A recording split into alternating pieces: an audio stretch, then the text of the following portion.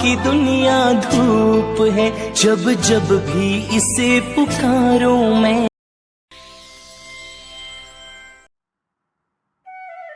तो आपका स्वागत है हमारे YouTube चैनल चौर टेक्निकल के साथ। मैं हूँ शिव।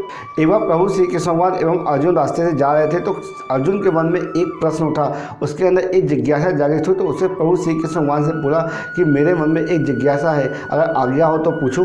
श्री कृष्ण भगवान ने कहा कि अर्जुन तुम मेरे बहुत प्रिय हो, तुम मेरे से कुछ भी पूछ सकते हो। अर्जुन ने कहा कि मेरे को आते ये बात समझ में नहीं आई, दान तो मैं भी करता हूँ, लेकिन कर को सबसे बड़ा दानी क्यों कहते हैं। प्रश्न सुनकर श्री कृष्ण भगवान मुस्कुराए, बोले कि आज मैं तुम्हारी यह जिज्ञासा अवश्य शांत करूंगा। श्री कृष्ण ने पास में स्थित 2 पहाड़ियों को सोने का बना दिया। इसके बाद वह अर्जुन से बोले कि अर्जुन इन दोनों सोने की पहाड़ियों को तुम आसपास के गाँव वालों में बांट दो।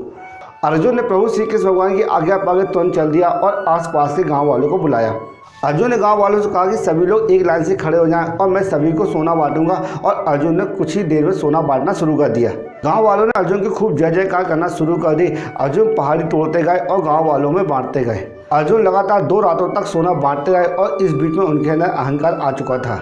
गांव वाले सोना लेते और सोना लेकर घर जाते और घर में रखकर पुनः लाइन में लग जाते। इस बीच में अर्जुन बहुत ज़्यादा थक चुके थे। जिन सोने की पहाड़ियों से अर्जुन सोना तोड़ रहे थे, उन दोनों पहाड़ियों के आकार में जरा भी कमी नहीं आई थी। उन्होंने श्री कृष्ण जी से कहा कि अब मुझसे यह काम और ना हो सकेगा, मुझे थोड़ा विश्राम चाहिए।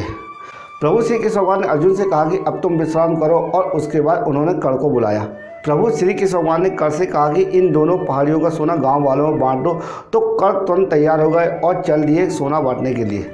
प्रभु श्री कृष्ण भगवान की आज्ञा पाके कर्ण चल दिए और उस पहाड़ी के पास पहुंचे तो गांव वालों को इकट्ठा किया और कहा कि ये पहाड़ियों का सोना तुम्हारा है, जिस किसी व्यक्ति को जितना सोना चाहिए वो इस पहाड़ी से उठा सकता है। और ऐसा कहकर कर्ण वहां से निकल लिए।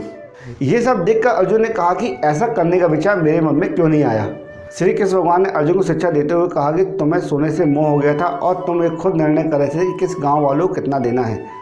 श्री कृष्ण भगवान ने अर्जुन को शिक्षा देते हुए कहा कि तुम्हें सोने से मोह हो गया था, तुम खुद यह निर्णय कर रहे थे कि किस गांव वालों को कितनी ज़रूरत है, उतना ही सोना तुम पहाड़ी में से खोद कर उन्हें दे रहे थे। तुम में दाता होने का भाव आ गया था। दूसरी तरफ कर्ण ने ऐसा नहीं किया, वह सारा सोना गांव वालों को देकर वहां से चले गए। वह नहीं चाहते कि उनके सामने कोई उनकी जय जयकार करे या प्रशंसा करे। उनके पीठ पीछे लोग भी क्या कहते हैं उससे उनको कोई फर्क नहीं पड़ता।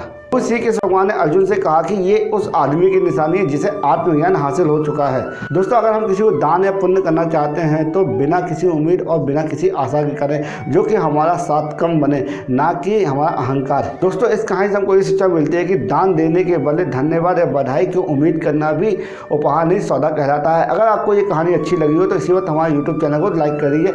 इसी तरह यूजफुल कंटेंट में हमेशा आपके लिए लाता रहता हूँ। जय श्री कृष्ण।